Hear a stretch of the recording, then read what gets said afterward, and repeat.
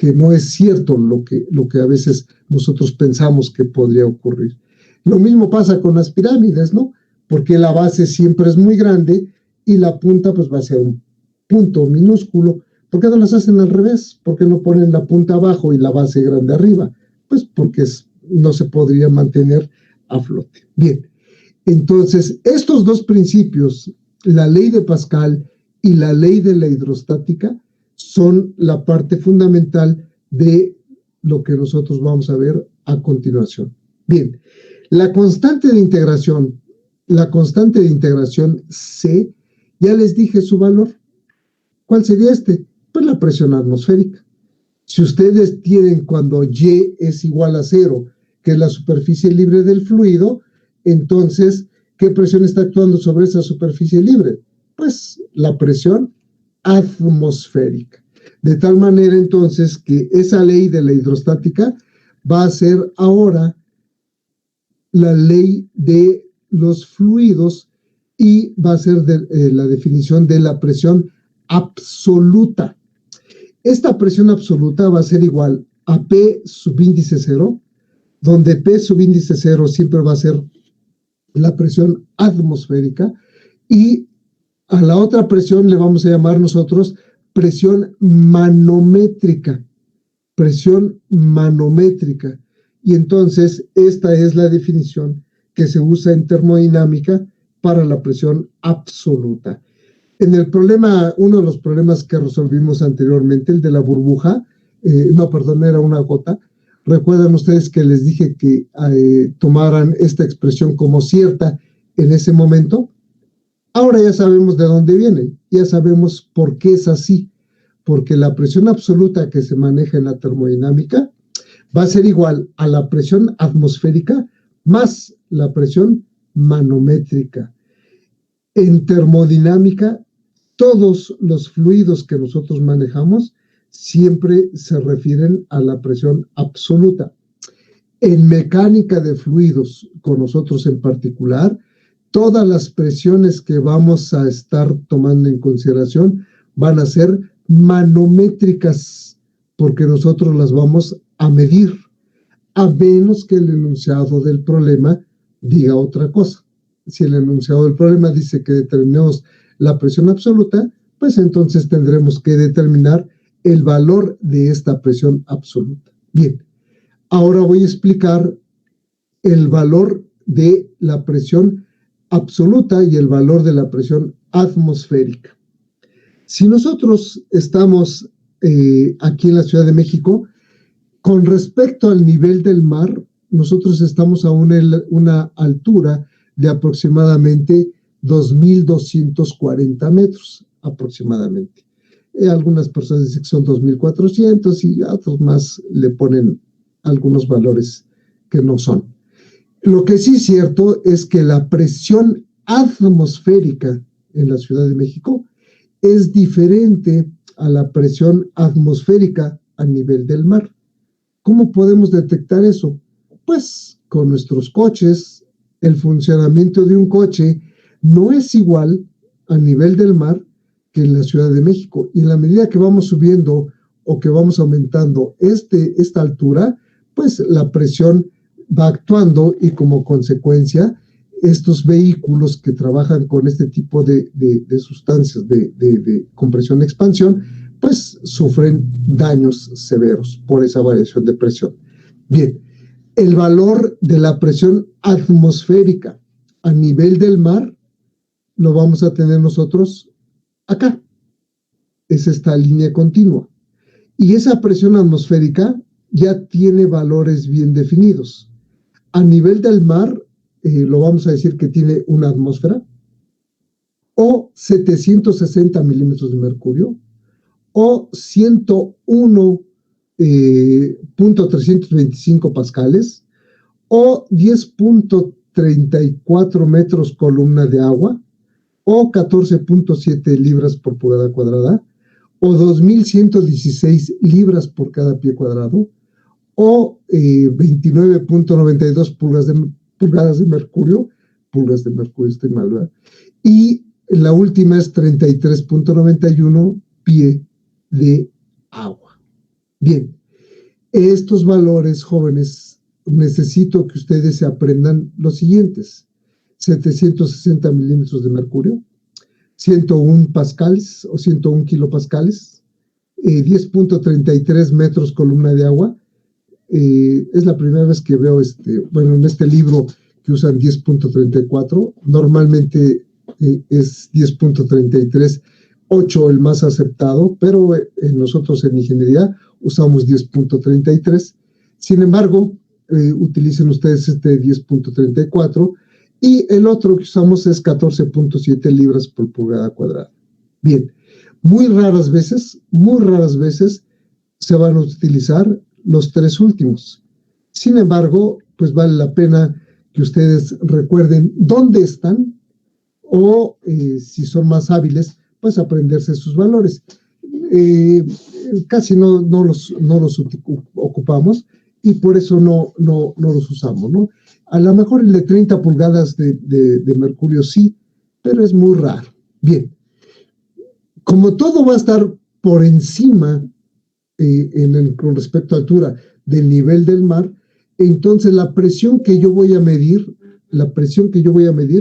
va a ser la presión atmosférica local, y esa presión atmosférica local va a ser menor a la presión atmosférica a nivel del mar. Entonces, yo voy a tener que mi presión atmosférica a nivel del mar es un valor, y un valor ligeramente diferente es la presión atmosférica local. En la Ciudad de México, por ejemplo, nosotros no tenemos 760 milímetros de mercurio. Acá nosotros tenemos 585 milímetros de mercurio. ¿Por qué? Pues porque estamos a una elevación superior del nivel del mar. El otro valor que usamos son 585 metros de mercurio, el otro son 8.3 metros columna de agua. Ese es el valor de la presión atmosférica acá en la Ciudad de México. La única forma que vamos a estar a presiones superiores a al nivel del mar, es cuando volamos. Cuando nosotros vamos en un avión, pues entonces la presión va a estar aumentando. Pero ojo, aumenta dentro del avión, pero la presión afuera de ese avión va a ser cada vez más pequeña.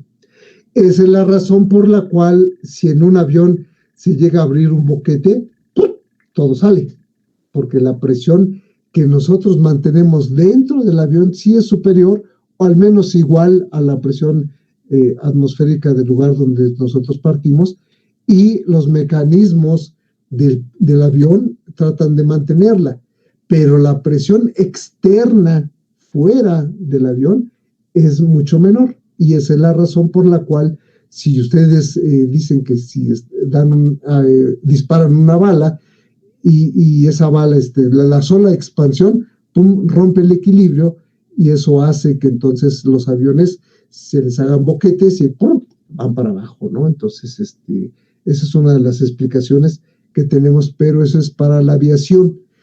Bien, a partir de la presión atmosférica local, todas las presiones que se midan hacia arriba van a ser presiones manométricas positivas.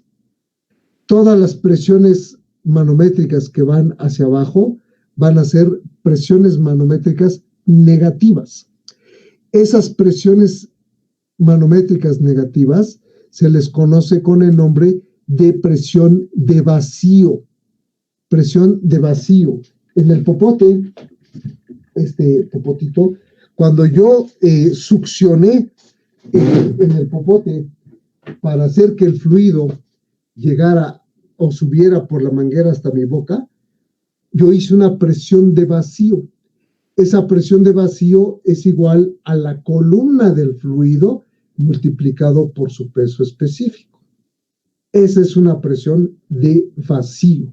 Bien, nosotros en ingeniería, cuando yo tengo la presión atmosférica en este punto, local por supuesto, yo tengo el 0% de vacío. Y en la medida que yo voy bajando, es decir, que voy haciendo más y más vacío, se va a ir incrementando esa presión de vacío.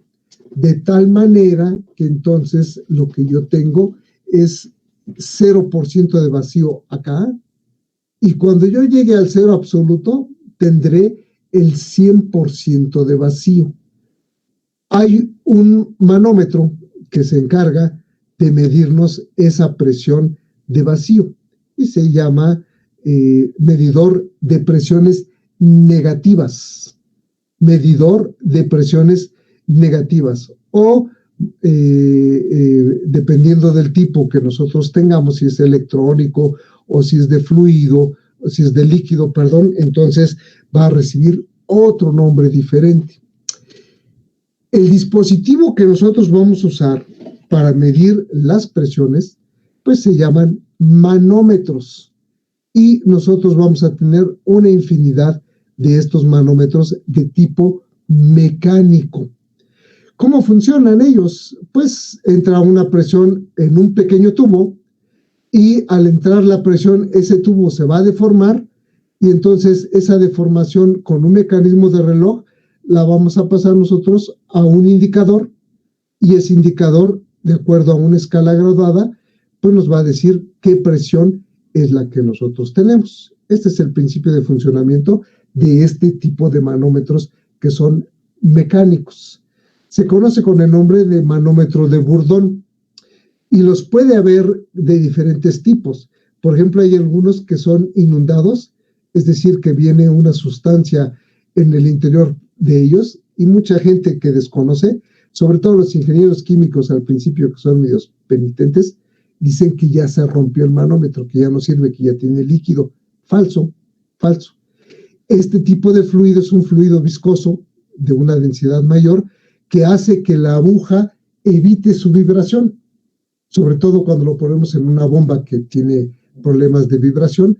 Entonces, este tipo de manómetros se utiliza ahí así, para hacer que la aguja vibre, para evitar su vibración. Esa es la razón de estos tipos de manómetros. Entonces, por ahí en el laboratorio de termofluidos, yo he escuchado a los profesores químicos, cuando les dan clase a sus alumnos, que les dicen esta barbaridad. Y entonces, pues lo único que me están diciendo es que no conocen, que no saben cuál es el funcionamiento de estos dispositivos y inventan cosas, ¿no? Bien, yo puedo tener un manómetro como este manómetro es especial y es muy diferente a este. Observen este manómetro. Este manómetro, aparte de tener líquido, olvídense del líquido, va a tener su presión mínima 0 y va a aumentar hasta 400. ¿400 qué? Según la escala que dice acá abajo, son 400 bar. Entonces, este manómetro no tiene unidades inglesas. Sus unidades son del sistema internacional. Acá dice clarito, bar. Este manómetro que está aquí también está igual en bar. Aquí lo pueden ver ustedes. Pero tiene una escala externa y otra escala interna. La de afuera es negra y la interior es roja. Pero observen, este tiene su 0 y a partir del 0 empieza a aumentar, pero también del 0 empieza a disminuir. Y entonces vamos a llegar nosotros del 0 hacia la derecha hasta 4 bar. Del 0 a la izquierda hasta -1. -1 bar, que sería el 100% de vacío. Este manómetro que nos sirve para medir presiones negativas y presiones positivas, en el tipo de Bourdon se conoce como manovacuómetro. Manovacuómetro. ¿Y por qué se llama así? Porque nos va a permitir leer presiones negativas y presiones positivas. Este tipo de manómetros son los que se utilizan en la succión de casi todas las bombas cuando necesitamos saber a qué presión de succión trabaja la bomba. Entonces tenemos que colocar un manómetro que tenga la presión negativa, que me sea capaz de decirme qué presión tengo en la aspiración de la bomba, qué tanto vacío está haciendo la bomba para lograr que el fluido llegue hasta el ojo del impulsor y después del impulsor pues salga a una presión positiva, pero eso ya sería otra cosa, eso ya es parte de la descarga de la bomba. Bien, para calibrar este tipo de manómetros se utiliza este pequeño banco hidráulico.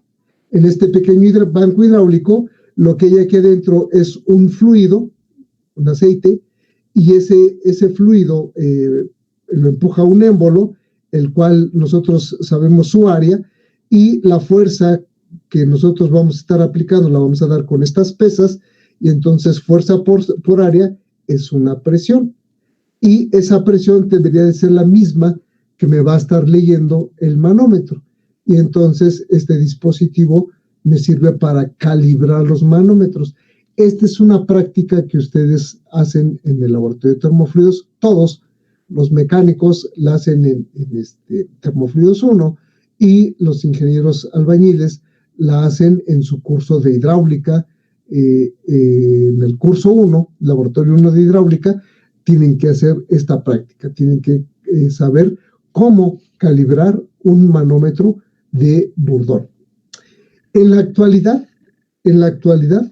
estos manómetros de burdón pues ya prácticamente no se usan. Solamente las empresas pobres, como México, ¿no? Que tenemos muchas empresas pobres. Pero en muchas otras ya van a aparecer los dispositivos electrónicos. ¿Qué hacen estos dispositivos electrónicos? Pues ustedes conectan el manómetro a las líneas y en un display van ustedes a leer la presión a la cual están sometiendo las líneas de ingreso de su manómetro. Entonces, por ejemplo, este que está acá es muy especial porque les permite a ustedes leer presiones positivas y negativas. Si conectan ustedes esta línea, les va a dar una presión positiva, y si la conectan ustedes acá, les va a dar una presión negativa. Este tipo de manómetros es para medir una doble presión, pero sobre todo su costo se incrementa, ¿no? Son dispositivos electrónicos. Este de acá, pues ya los mecánicos lo van a manejar si manejan sistemas de refrigeración. Estos son los manómetros que se utilizan en refrigeración. Aquellos que traen las líneas roja, azul y amarilla, pues con ello pueden ustedes identificar la inyección del fluido que les va a lograr el efecto de la refrigeración en este tipo de sistemas. Entonces, nosotros tenemos este tipo de manómetros para una aplicación muy especial. Estos, como no son más significativos, y estos otros, nosotros no los vamos a ver aquí, no nos interesan. Los que nos interesan son estos, los manómetros que trabajan, que funcionan de acuerdo a un fluido, los manómetros hidráulicos. Y entonces es lo que nosotros vamos a utilizar ahora. Y es el tema de manometría que vamos a ver, manometría hidráulica, no mecánica, no electrónica, manometría hidráulica, es decir, que vamos a utilizar un fluido. Bien, el fluido que yo voy a poder utilizar puede ser de diferentes tipos. Puede ser agua, puede ser aire, un alcohol, un aceite. El agua de mar no se utiliza, sin embargo es una referencia porque su densidad es diferente al agua dulce. La glicerina sí la puedo yo utilizar. El carbón, el tetraclorido de carbón, por supuesto que sí. Y el mercurio, que está en desuso casi totalmente porque es altamente peligroso. Es cancerígeno. Durante muchísimos años se utilizó en toda industria, en todo laboratorio, se usó el mercurio. Y antes no se hacía tanta laraca porque la gente se muriera. Pues si se moría, pues traemos otro. Para eso hay muchos, ¿no? Sin embargo, pues ahora con eso del medio ambiente y todos los derechos humanos y todas esas cosas, entonces sacaron al mercurio, y el mercurio es altamente peligroso porque es un fluido que provoca cáncer en la sangre. Claro, las cantidades de sangre, de mercurio que debería haber en el cuerpo deben de ser grandes, sobre todo las personas que se tatúan, todas las tintas, absolutamente todas las tintas, a menos que sean tintas vegetales, tienen mercurio.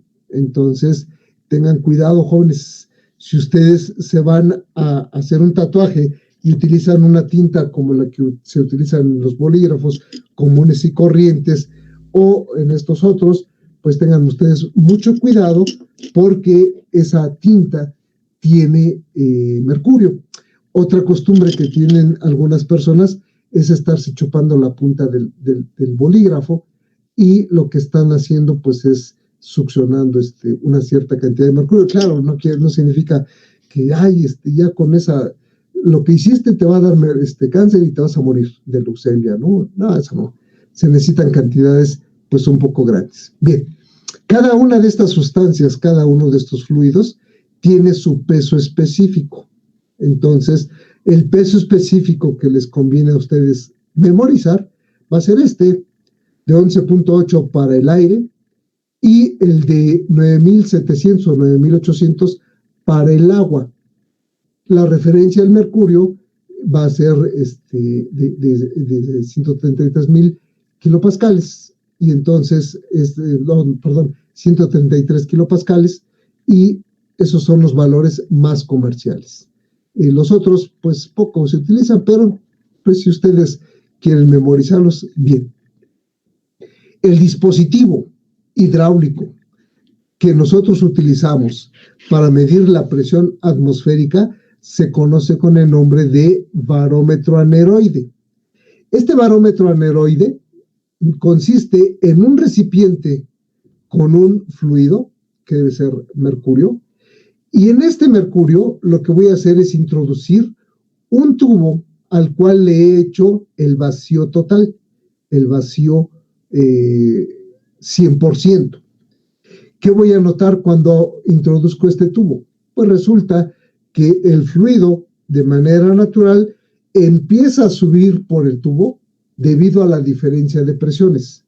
Mientras que aquí en la superficie libre del recipiente la presión es la atmosférica, en el interior del tubo la presión era de vacío, y entonces empieza a subir el mercurio hasta que las presiones se equilibren, es decir, hasta que esta columna de fluido sea igual a la presión que está actuando sobre la superficie libre.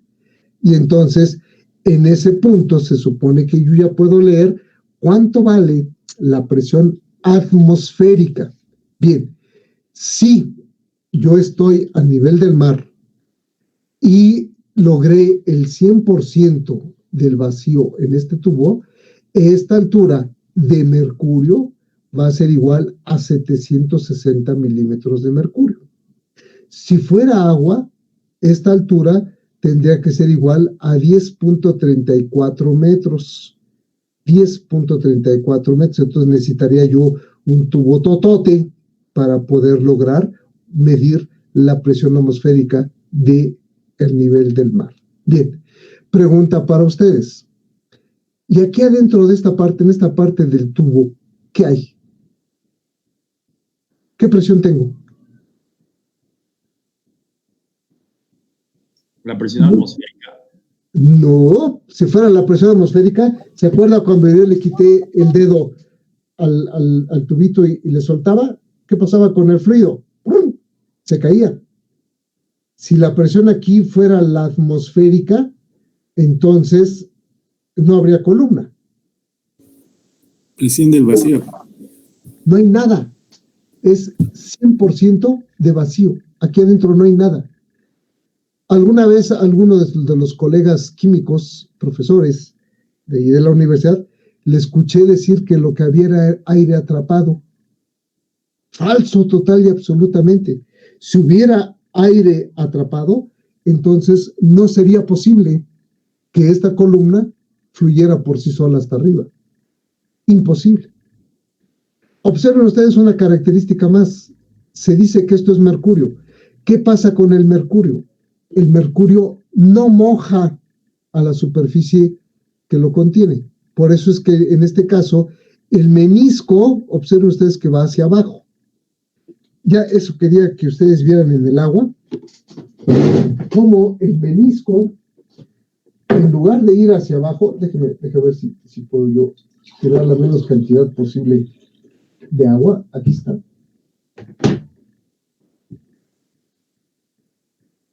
Voy a esperar a que se estabilice mi fluido. ¿Sí pueden ver ustedes el vaso? ¿Pueden ustedes ver que el menisco tiende a subir? Como que hay una pequeñísima capa ahí en el vaso que hace que sea un anillo la superficie libre del fluido. ¿Sí lo alcanzan a apreciar?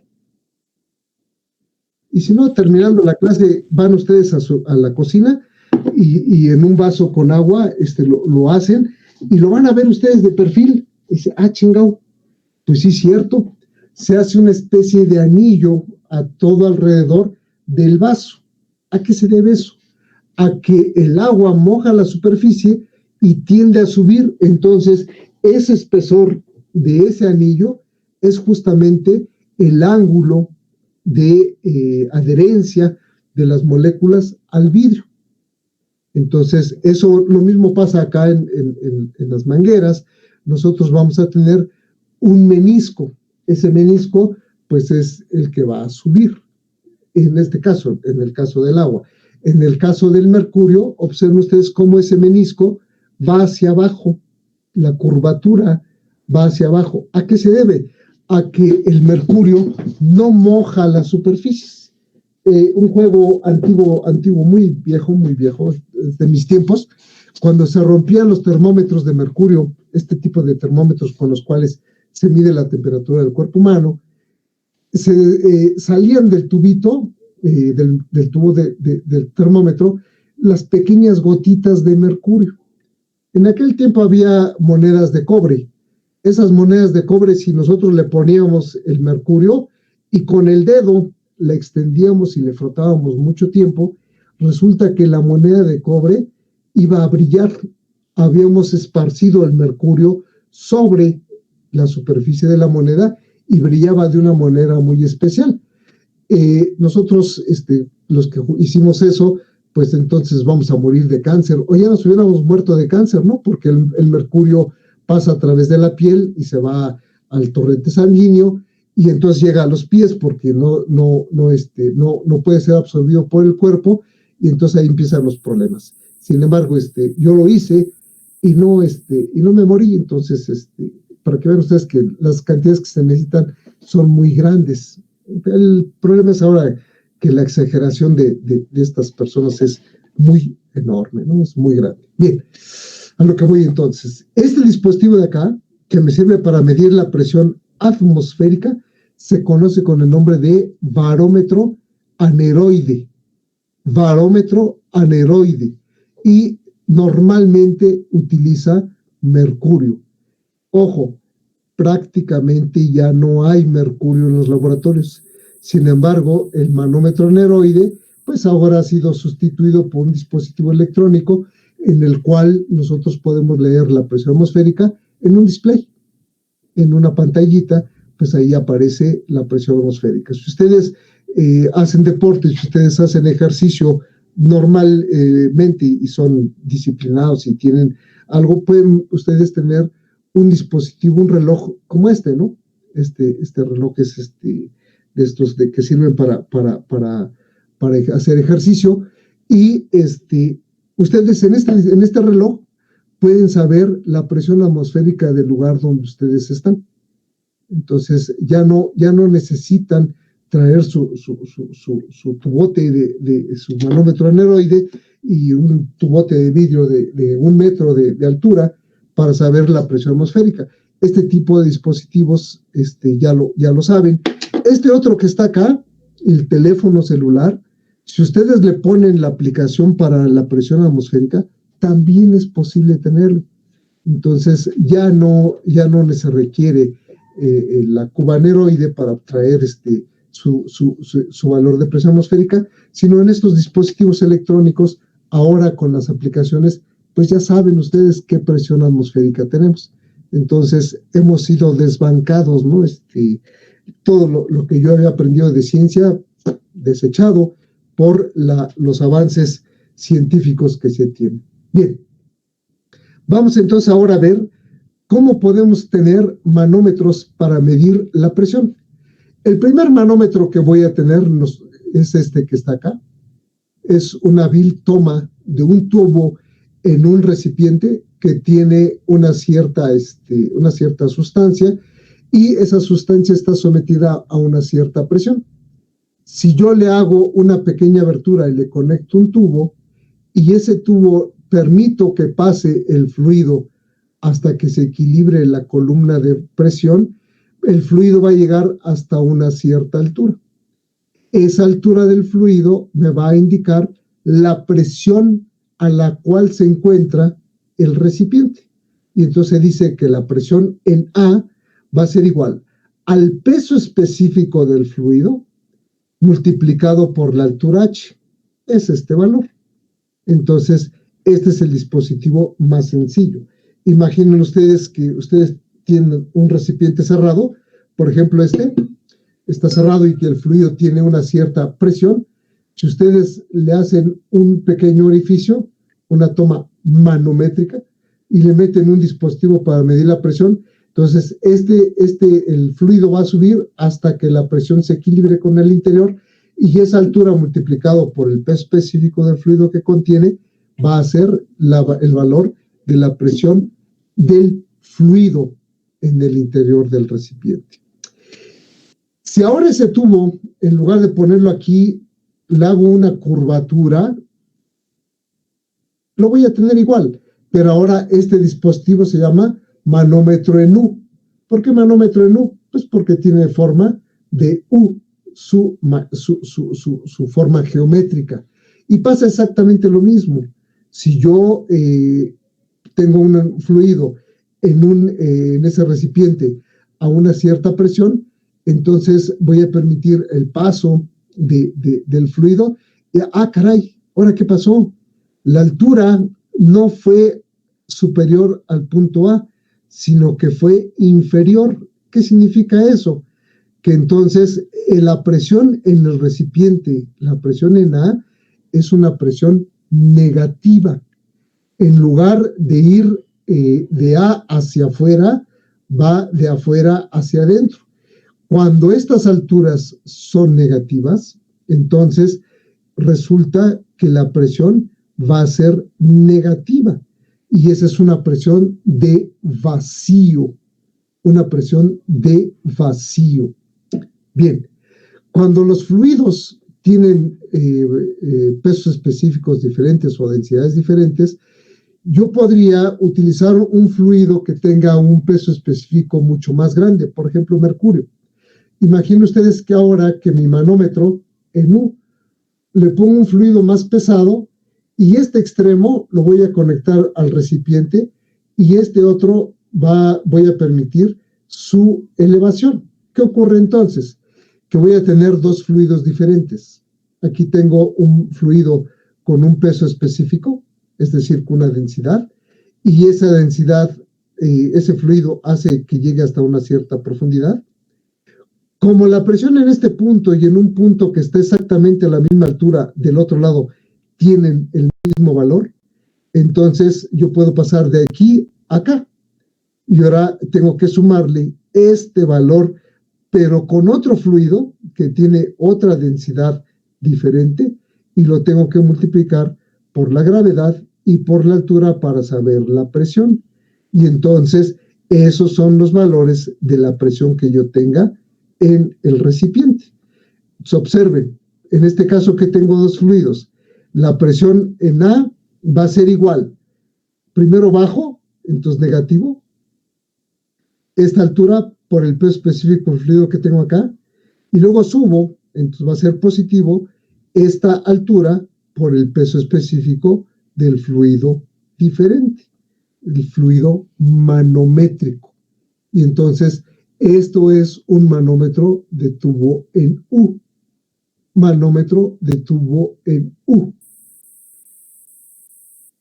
Yo puedo aplicar este tipo de manómetros entre dos recipientes y entonces decir cuál es la presión entre dos recipientes. Es una presión diferencial, una presión diferencial. Y esa presión diferencial, pues yo podría saber la diferencia entre un recipiente y otro, si fuera cerrado, ¿no? En este caso, yo tengo un recipiente abierto, tengo mi manómetro en U, observen, paso de un menisco, del lado de un menisco al otro lado, y de ahí subo el valor de la presión. Como acá está abierto la presión atmosférica, entonces no me interesa. La presión que está actuando sobre este lado del menisco sería la presión atmosférica. Y yo tendría entonces que hacer solamente la sumatoria de mis columnas y de esa manera obtener la diferencia de presiones. Bien, todo esto puedo hacer con este simple dispositivo. También puedo ponerlos de cabeza, en lugar de que vayan por abajo, los puedo poner por arriba y entonces saber cuál es la diferencia de presiones entre A y B, manómetro diferencial en U invertido.